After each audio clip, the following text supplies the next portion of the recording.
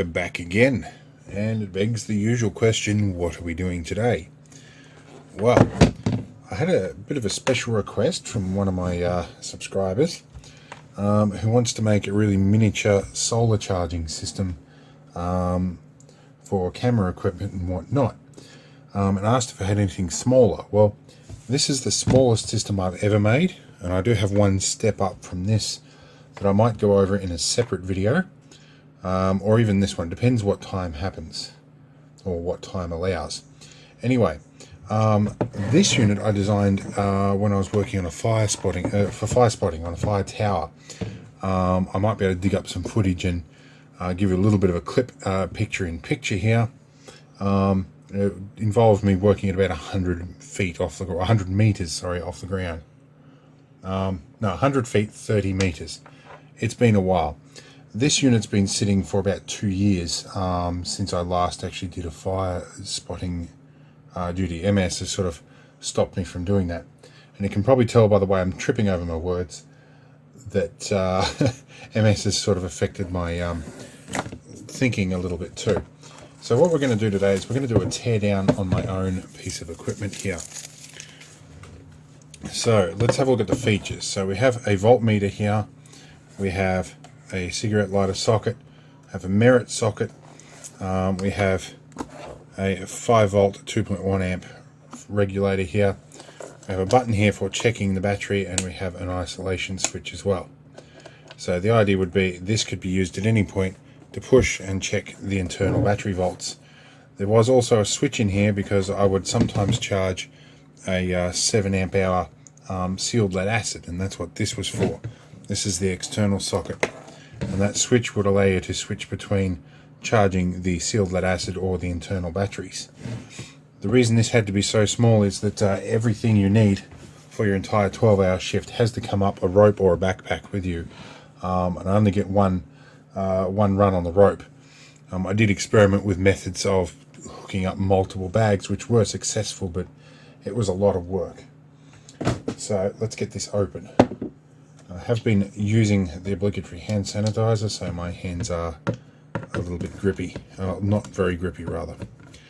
Now, I used Robertson's chipboard screws in here because I had to repair this in the field whilst in the fire tower, and that's all I had at the time. I'd lost the original screws for this. The wind was about 120 or 110 kilometers an hour in the tower at the time, and everything blows away and everything shakes off the top of the tower, so I lost a few things. Now let's have a look in here at what we have.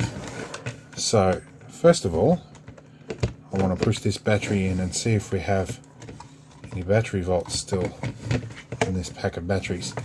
So this used to bounce around a lot, so these nickel metal hydrides, this was a lot of money's worth of nickel metal hydrides at the time. These would regularly bounce out of this holder, so I hot glued them down, which didn't entirely fix the problem. I recycled a lot of wiring at the time, so a lot of this is probably a bit confusing looking. Basically, we have this little baby solar charge controller, and so the merit plug at the top here, this is the merit plug, also known as an accessory socket sometimes, that would supply power pretty much directly to these two pins here, which is the solar panel input. I'm not using the lighting controller output, I'm handling that separately. So it's basically solar panel in and that out to the batteries. Now the mystery switch, which has been removed, and I think I never bothered to wire up the other end of the lead, that basically just interconnected either set of batteries. I had a common negative and it switched the positives between the two different batteries. I also went to the time to fit a little fuse in here, which is also cracked and broken. It gives you an idea of how much of a hard life this had, smacking against the tower on the way up on the rope. The lighter socket was to run unexpected things like a cooling fan or whatever else I happened to have at the time, and this was obviously to charge my phone. This bit I am robbing that for other purposes. But basically, yes, it was just batteries, a little solar charge controller. That cost me about $5 something off AliExpress. And this is a self-powered voltmeter that you just hook up to power, and that was always connected to whichever battery is selected, and then through a this push button here. But I don't think there's any power left in these batteries. I did actually go to the trouble of actually bolting that battery box down, so if we get our probes out, we might be able to see if there's any power left in them. Nickel metal hydrides, these are low self-discharge nickel metal hydrides. And I found in practice, after 12 months, they still had a reasonable charge in them. So each year when the fire season would start, I'd pull it out of storage and it would have an adequate amount of charge in it. That may not be the case now though. Let's see if I've got charge on any of the cells. No, nothing at all. It may have even been 3 years. I will have to find out when I last actually did a shift on the tower. I have obviously quit because I can't do fire spotting and 100-foot tower climbs when my leg won't stop. So we've got nothing on the battery anymore, but that's fine. We can pull them out and give them a charge and see what's left with them. Anyway, we are going to harvest a few things off this. Namely for the ambulance project, I want one of these little USB sockets here. If I can get that out. So I'm going to recycle a lot of these parts, so I thought I would tear this down. That was another thing you can do with these, is you can pull the regulator straight out the back of the socket too. That makes it handy to identify if it's still working. Anyway, one moment. Now, in my ambulance, my 6-wheel drive ambulance, there is a merit socket. There's only one of them, and I like them because they are much more sturdier than cigarette lighter plugs or sockets, which weren't really designed to be a power supply when they were first conceived. These things were designed from the ground up to be actual power sockets, and they're good. Lighter sockets I'm not a big fan of. So actually I think I'm just going to chop everything off this. It's just a hodgepodge of leftover cable and bits and bobs and all sorts of stuff. So we're going to chop all this down, and I'm going to make use of it again, all these components in another project. And because things don't go to waste around here. And now I have a bigger one of these, a bigger system that uses a 40 amp hour deep cycle battery, and it lives in an ammo box, but I'll grab that out in the morning, which should be a fairly quick process through the magic of video editing. We're going to finish stripping this out first, so you can see the components sitting side by side. Right. Now, strictly speaking, you don't really need the batteries. That's really only if you want to store the current. If you are directly charging, say, camera batteries or something from the sun, and they're like, say, GoPro batteries that will charge off like USB-C, you can actually just hook a regulator directly up, and I will extract that and show you. If I can get the rest of the cable out, which needs chopping. So you could dispense with all of this and the batteries and just hook one of these up to a 12 volt panel, or even something a little bit like 9 volt, but 12 would be better. You could hook that up to a 12 volt solar panel and directly charge something from that, and that would be fine. If the sun goes out, your charging stops. For me, I wanted some additional power that I could charge up and take up with me as well, so I added the battery bank. But yeah, very simply put, you buy yourself one of these 5 volt regulators, whack it on a solar panel, and voila, you've got portable charging that's lightweight. The only time you need a charge controller is if you're actually charging batteries and want to control the state of the charge. Some of the really basic solar panels actually have a bleed back diode in them to stop it feeding current back through the solar panel and turning it into a giant LED, which more on that later. This just, so you can use a resistor and a diode to charge your batteries, but you want to make sure that you unplug them in time. The regulator, on the other hand, is going to do exactly as it describes and regulate the amount of current coming out, so you can't overcharge things. So yeah, this definitely due for an overhaul, this little setup. So let's go and dig up the 40 amp hour job. I'm not going to tear that one down because it's in regular use, but it uses a 20 watt solar panel. This one used to use a 10. So yeah, this unit will go back together in that case, and we will reuse that box and some of its contents for a future purpose. Alright, so this is the one I have in the 4-wheel drive, and this is the next size up. Now this is a bit special. This was originally designed by my late brother. We did a lot of similar things, but we both had a pretty universal hatred of lighter plugs, my brother more so than me. He used to use XLRs in place of what I ended up using merit plugs for. So his solar input is an XLR plug. I always forget the polarity of what he wired it up to, so I usually have to double check. Originally we had an isolation switch here that got loose over time, and the way he designed this, it was very hard to service, so I ended up hot gluing that in.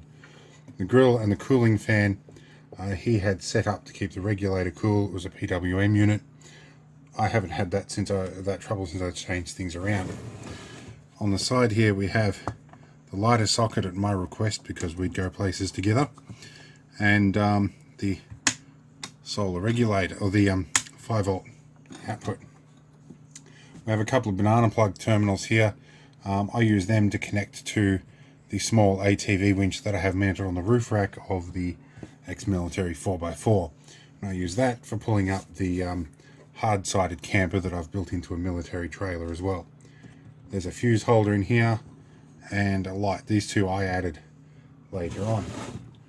Now this is, as you might guess, a genuine... There's always notifications on my phone. This is a genuine 50 cal ammo box. So, and there is a heating vent, or a heat vent there. So let's open this up. I need to check on this one anyway. It's been sitting in the back of my vehicle for a while. So let's change our camera angle slightly. So this is a piece of insulating foam we have on the top. Let's have a look over the top. So this is a 40 amp hour battery my late brother bought. This was a camping mattress that we've had, and there's a strange creaking sound. We're looking after a cat at the moment that keeps sneaking in while I'm filming and distracting me. Anyway, this is a deep cycle AGM, I think. No, it's a gel battery, but very close to an AGM. I added this little voltmeter here so I can lift the lid and keep an eye on it. And we have basically a slightly bigger solar regulator in here. That's really about all there is to it. It looks more complicated than it really is, just because there's a bit of extra wiring. I redid this a little while ago and added silicon cabling to a lot of this so that things would all sort of sit themselves down and organize nicely. But basically all this space is taken up by battery and old camping mattress and a piece of timber. So yeah, that's pretty much all there is to it. It's a solar regulator and a battery and a couple of little accessories. My apprentice is currently chasing the cat.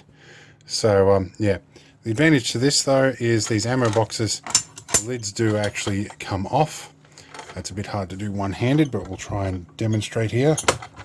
So you can remove the lid entirely if you wanted to leave this open so that you could get some cooling and monitor what's going on in there. This I connect up to a 20 watt solar panel that's just zip tied down to the roof rack of my 4x4, and it keeps it topped up just nicely.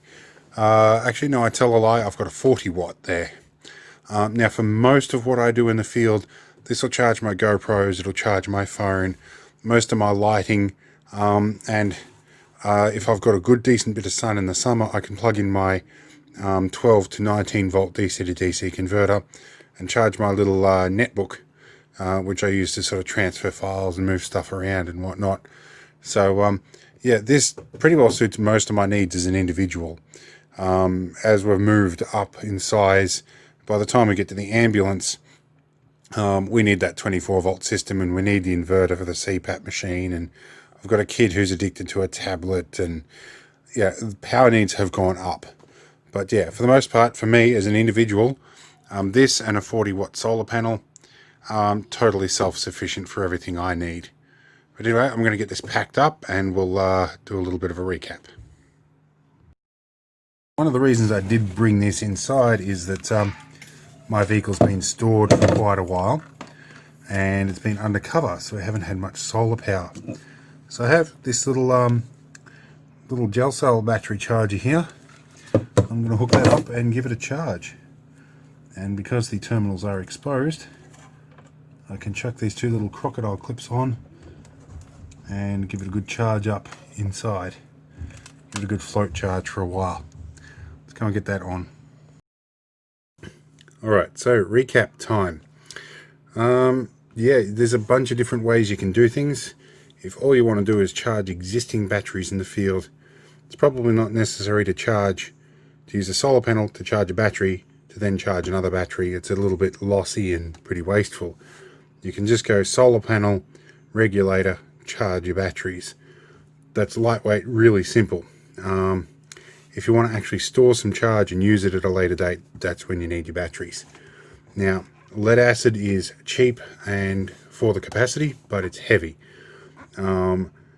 Nickel metal hydrides are nice, but they're not really convenient. They're nice and stable, they're pretty shock resistant, and the low self-discharge ones will hold the charge for a full year before you really got to charge them.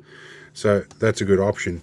Lithium ions take quite a bit of challenging circuitry to actually keep everything balanced and whatnot. You're almost better off if you're going to go down that route. In fact, I have an example of what I'm going to suggest. Now, you can buy much bigger versions of these. This has just got two 18650 cells in it.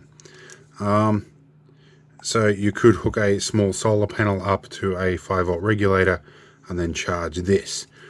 That would be the way I would do it for compact portability. Saves all the troubles, and if this blows up, you just go and get another one.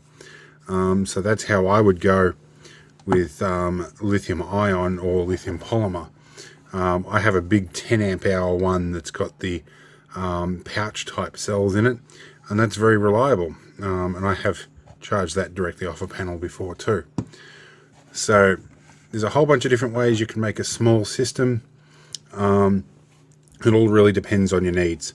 My favorite is the 40 amp hour, and that's because it kicks around in the back of a car, and it's always power when I need, and there's enough in that that I can kickstart my big 4-litre diesel, albeit if I let the glow plugs warm up a little bit first.